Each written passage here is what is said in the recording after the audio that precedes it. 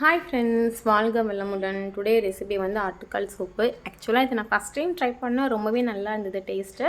ஆட்டுக்காலை வந்து நீங்கள் கடையில் வாங்கும்போது நல்லா தீயில வாட்டி கொடுத்துட்டாங்கன்னா உங்களுக்கு வீட்டில் வந்து வாஷ் பண்ணுறது கொஞ்சம் ஈஸியாக இருக்கும். இல்லை அப்படின்னா மறுபடியும் நீங்கள் வீட்டில் வந்து நல்லா சுரண்டி எடுக்கணும். ஏன் அதை அப்படின்னா ஆட்டுக்கால் வந்து நிறைய ஆட்டோட முடி இருக்கும். ஸோ நல்லா வாஷ் பண்ணி எடுத்துக்கோங்க. மஞ்சள் பொடி போட்டு ஒரு 4 டைம்ஸ் 5 டைம்ஸ் நல்லா வாஷ் பண்ணி எடுத்துக்கோங்க.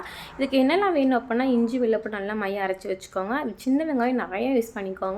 தக்காளி, மிளகாய், ஜீரகம், மிளகு, மல்லி, புதினா, கருவேப்பிலை இது எல்லாத்தையும் மிக்ஸி ஜாரில் போட்டு நல்லா கொரன்னு அரைச்சி எடுத்துக்கோங்க.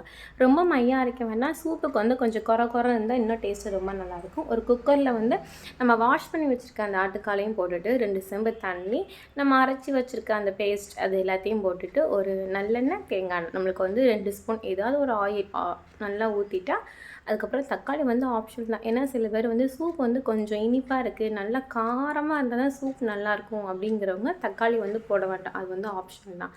ஒரு 3 to 4 விசில் வச்சுக்கிட்டிங்க அப்படின்னா சூப் வந்து ரெடி ஆகிடும்.